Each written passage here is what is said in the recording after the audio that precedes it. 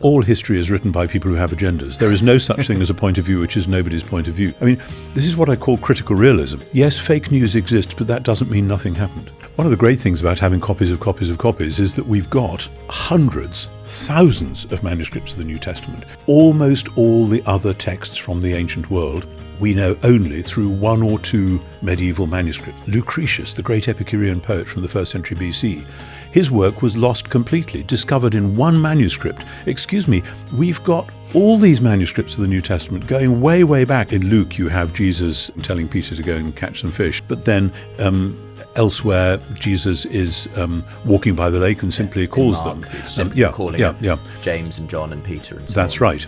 And here's the thing. All of us, all the time, select and arrange. When I go home after this trip, I will sit down for supper with my wife and I will tell her something of what I've been doing. But I've been away for more than a week. If I were to tell her every single thing I'd done, she would be crushingly bored and say, for goodness sake, get to the point. The Ask NT Wright Anything podcast. It seemed appropriate with Christmas approaching to talk about the historical Jesus and the Gospels. We've had a lot of questions in on this, something you've obviously done a great deal of work on yourself. And sticking with the Christmas theme, one thing I've often been asked by skeptics who aren't convinced about the Gospel's historical reliability is how we should treat the birth narratives, particularly in Matthew and Luke. Shepherds, wise men, and so on. A lot of people claim that they were essentially invented after the fact as a sort of way of giving Jesus a sort of, some sort of royal arrival on the scene, as it were. What's your view on those kinds of criticisms? Let me just tell you a little story about that to show where our culture is sitting on that. About 15, 20 years ago, I was phoned up shortly before Christmas by a television station saying they were putting together a program which was going to talk about the birth narratives, and they wanted a New Testament specialist to come on and say, actually, probably that stuff never actually happened. And this was just a researcher on the phone. And I said, supposing I was to come on and say, actually, there's quite a reasonable chance that it might have done. And there was a pause. And then she said, I don't think that's what my producer was looking for. So I said, thank you, goodbye.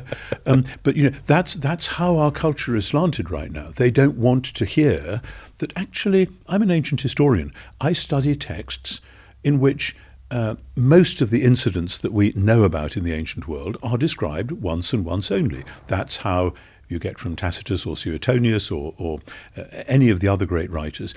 And even Josephus, the great Jewish historian, who tells the same story in the Antiquities, then he does the small version in the Jewish War, and a bit of it as well in his autobiography. Quite often, he's talking about things only once. That doesn't mean it didn't happen. And he is, of course, writing it all 20, 30 years later, some cases even more than that. But historians have to say, well, that's a bit of evidence. How do we weigh that? What's the probability? What's the likelihood, etc.? And so the danger then is that some Christians say, well, because the Bible is inspired, we must believe that it all happened exactly as so. And I want to say, well, yes, I am happy to say that the Bible is the book that God has given us, and I live with that. But if I am making an argument to a fellow ancient historian who isn't a believer, I think I will say, well, you know perfectly well, there's lots of things that happened that you would write into your books, which are only in one story and may well have been written up 100 years later. So when we're talking about shepherds, well, yes, that's in principle probable, possible, depending on what you think about angels. Likewise, when you're talking about wise men, depending on what you think about comets and so on. And of course, there's been a lot of work done on what star or comet it was, and some quite interesting stuff. I haven't followed all the recent research on that, but people have said you can actually pinpoint some things which might help you date when that's going on. So I want to say, from the point of view of making a case to a non-believer, I would say keep an open mind on that. Stuff happens. Interesting, having slagged off one particular broadcaster, the BBC some years ago did a Christmas thing, I think it was a 6-part or something, 20-minute or half-hour programs, where they'd got the guy who did the script for EastEnders. That's right. And they gave him the Christmas stories and said, do it. It was spectacular. It was very good, and it was thoroughly believable. Yes. It made sense as a narrative. And I thought people need to see that, because making sense is what history is supposed to do.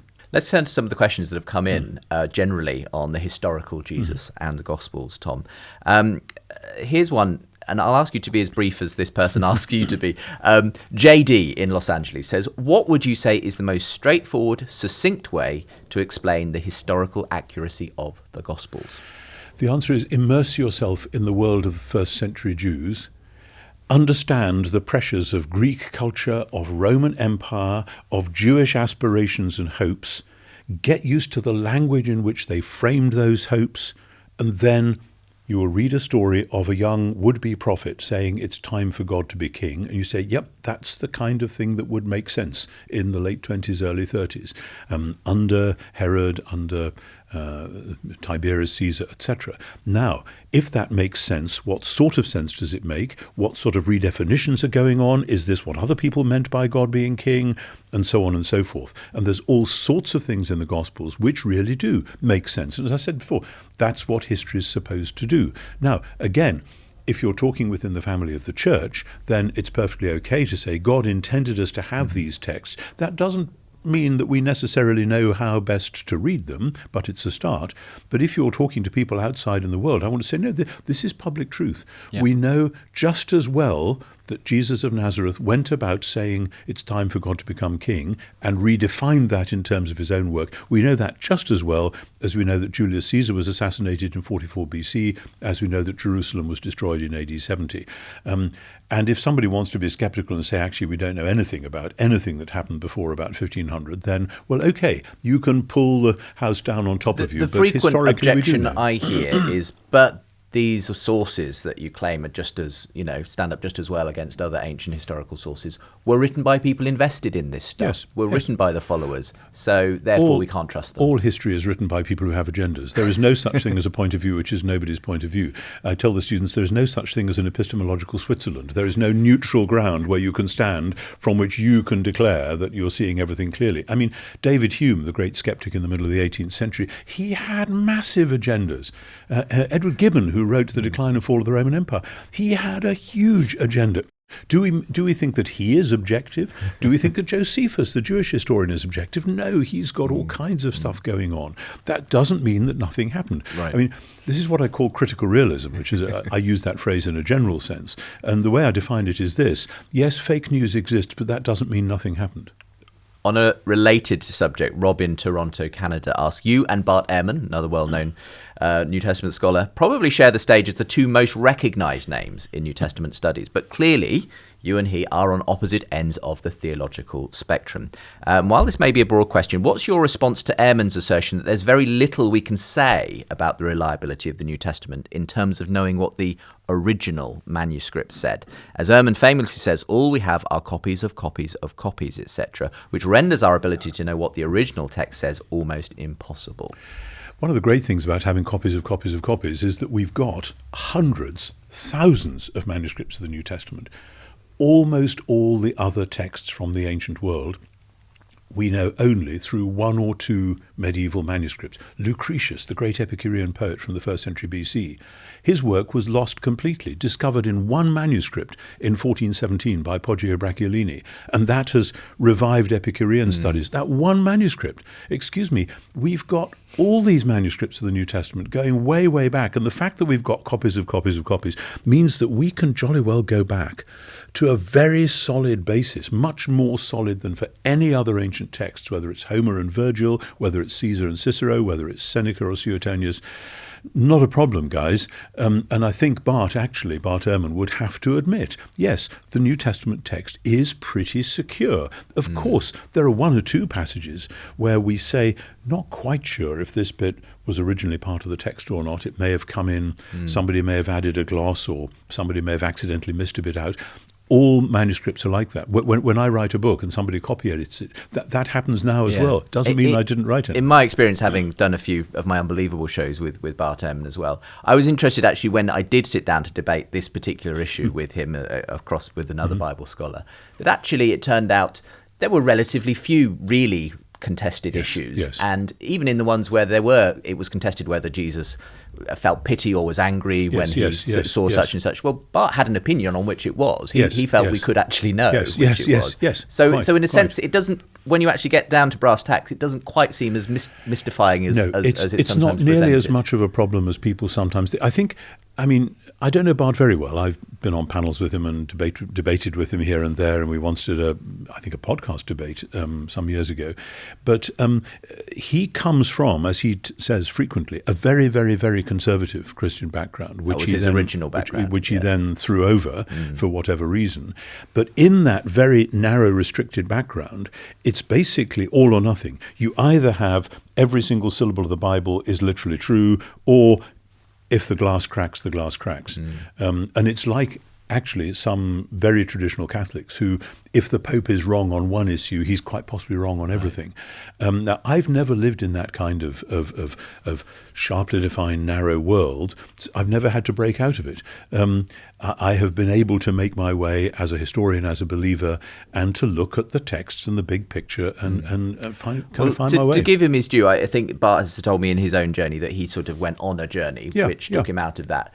And I think the thing that really took him away from faith altogether was eventually the problem of evil, and that perhaps is a different issue altogether. He and I debated that 10 years ago, actually. Right. I remember you did it on the Patheos network, I have a feeling. Quite possibly. Yes. It was in San Francisco, which was an odd occasion. And it was actually quite difficult to debate him. Debating Bart, you sort of make a point and then he comes at you from a different angle. It's like kicking a football against a haystack. It doesn't bounce back the way you expected. But, well, anyway, perhaps we'll... I would be delighted to preside over any future discussions between you. Let's talk about this question. David in Newcastle, Australia asks, skeptics of the authorship of the Gospels claim that the four Gospels were written after, sometimes well after, AD 70. But if this is the case, why do the writers seem like they know nothing about the most momentous event for Jews in the late first century, the destruction of the temple in AD 70? Could the four Gospels have all been written before AD 70, asks David? The answer is yes, absolutely they could, but we just don't know that. I tell my students that the four Gospels all could be as late as the 80s or 90s. I don't think they are. They could be all as early as the 50s or 60s. I'm not sure they are. We just don't know. Over the last 2 centuries or so, scholars have come up with all kinds of theories, and usually the thing they peg them on is Mark 13, Matthew 24, Luke 21, which is the prediction of the destruction of Jerusalem, and they try to read echoes of that as though this is what in the trade we call Vaticanea ex eventu, which is a prophecy written after the event. Okay, so this would be the view that those are there because they were in fact written after, but they're written as though they're foretelling it. Right. Interestingly, my friend, the late Marcus Borg, who disagreed with me about a lot of things, but he argued strongly on the basis of Luke 19, which is a shorter prediction of the destruction, that actually that must be a tradition which goes back behind AD 70, because when Jesus says your enemies will cast up a bank against you and leave not one stone upon another, etc., etc., that isn't actually how it happened. We know from Josephus, if you trust Josephus, that the way the Romans attacked was not what it says in Luke 19. Therefore, he says this couldn't be written afterwards, so it must be before. So there's a lot of debates like that. I mean, where would you... I mean, Mark is generally agreed to be the first and earliest gospel. Probably 75-80% of scholars would say that, yes. Where would you sort of roughly date it if you had to give a It's curious. I was just recently editing a volume that I and a colleague are doing, Introduction for Students, and my colleague had written up some of this stuff, and I was going through and saying, actually, no, I'm not sure about that. Because the older I get, the more I think there are some things we really do know as ancient historians about this stuff, and some things we really don't know. Okay. And so I would be content to say, if some new evidence turned up saying that Mark was written, say, in the early 60s, and that Matthew and Luke were written in the later 60s, I would be slightly surprised, but not particularly surprised. James Crossley, interestingly, goes even earlier. Much earlier, because he sees all that stuff about the destruction of the temple relating to what the Emperor Gaius was going to do back in the 40s. Which is very early. It's very early, but in a sense, why not? Is there anything in the Gospels which forces us to say no? And part of the problem here is the great tradition which has seen the Gospels as a more developed tradition, and particularly John as this wonderful high Christology. So, that must be much later. To which the answer is no, sorry, John's Christology is no higher than Paul's, and Paul has already got it sussed by the late 40s. There was tantalising evidence, we thought, of possibly a manuscript that might be dated to within the first century, and I think it was then it was decided against in the end. I can't remember the specifics. This was about 10 or 15 years ago. But does it make much difference kind of exactly how early the fragments are that we have of the manuscripts? I mean, it is important because, as I said in the answer to the previous question, if you're a classical scholar, you're often working with medieval manuscripts and maybe one or two or three if you're lucky.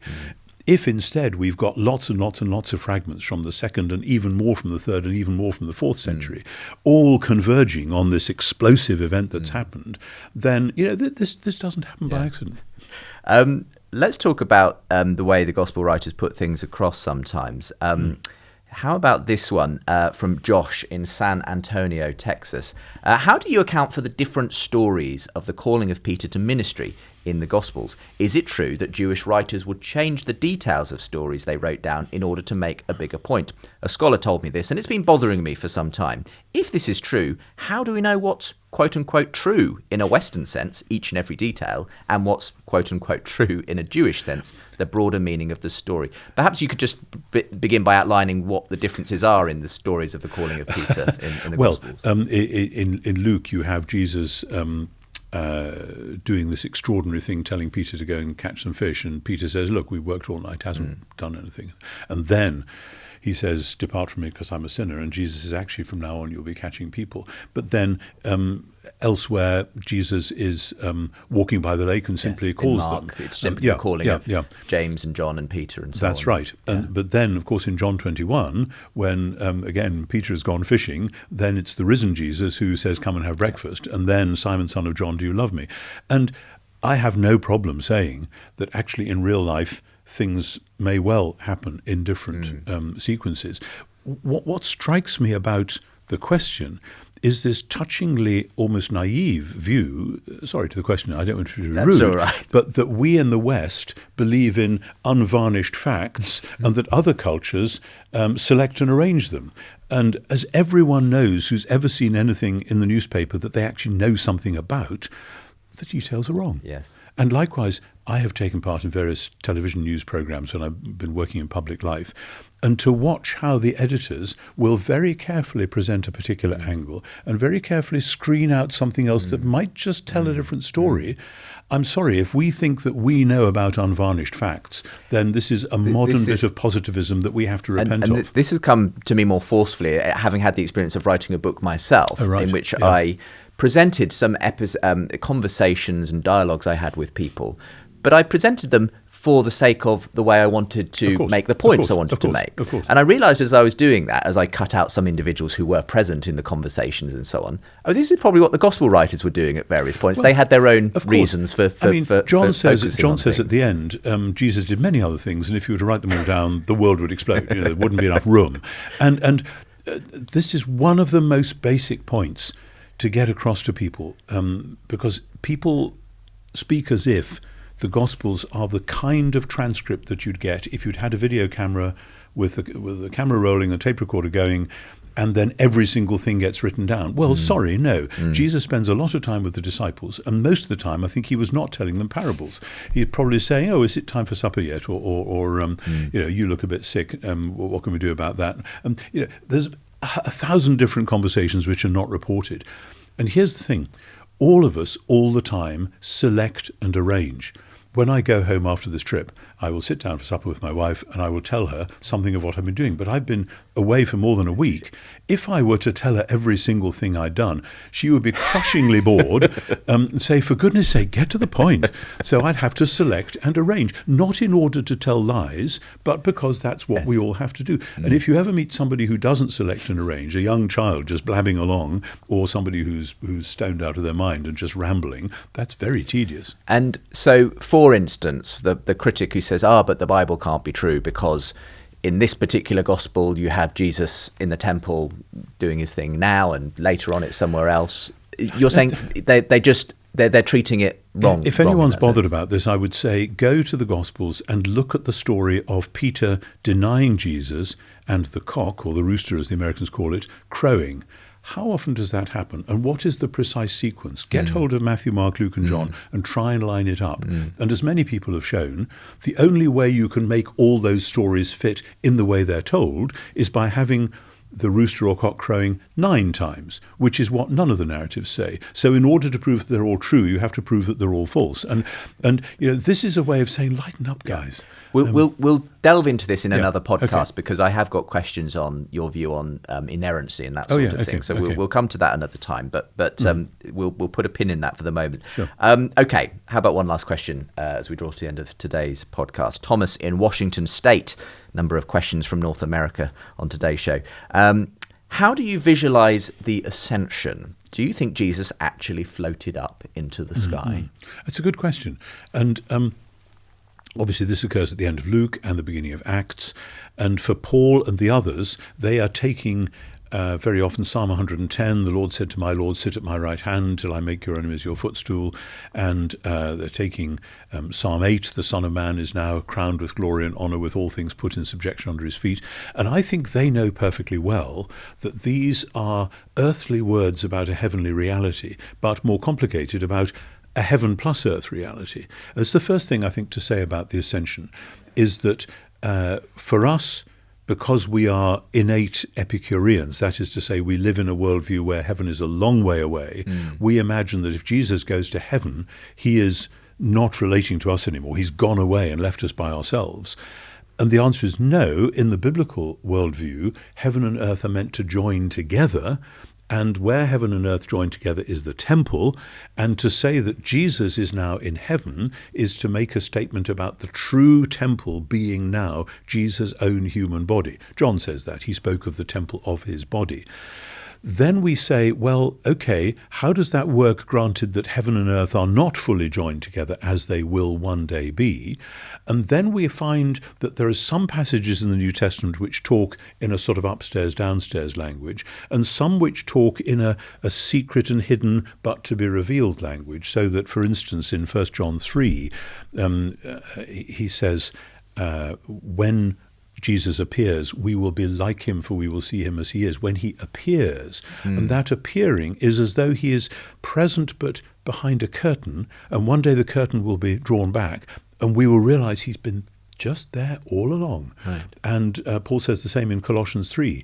If you're raised with Christ, we are seated with him in the heavenly places. But when Christ, who is our life, appears, and it's as though for Paul, the heavenly places are not miles upstairs. So I think that the main thing is that we have to realize the last 300 years in Western culture, we have had an upstairs, downstairs, heaven and earth vision of how stuff works. So then, back to the question. And naturally, I do not know, but it seems to me the idea of a cloud receiving him is rather like the Transfiguration, where there was a cloud and a voice from the cloud.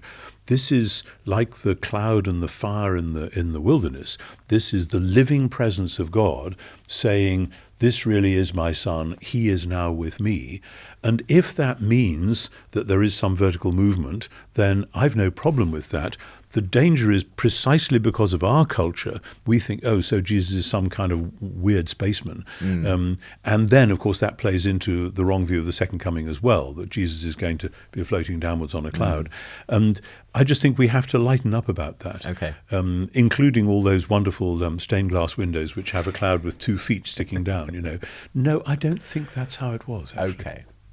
Thank you so much. If there's a book you would recommend people to dig into of your own or another person, if they want to look a bit more into the historical case for the Gospels and so on. Well, a few years ago I wrote a book called Simply Jesus, which is kind of medium length and relatively easy, I think, but sends you back, of course, to my big one, Jesus and the Victory of God. But Simply Jesus is the recent one where I've tried to explore this. Great stuff. Thank you so much for being with us on today's podcast, Tom. I wish you a very happy Christmas as well.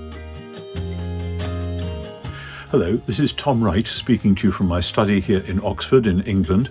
I'm really looking forward to the fact that Mike Bird and I, my Australian colleague Mike Bird from Melbourne, he and I are relaunching the Ask NT Wright Anything podcast. So that's going to be starting quite soon, and he and I will be looking at key questions that people have sent in, but also developing some themes that he and I have been interested in and we're eager to talk about with one another. So, hope you can join us. Thank you.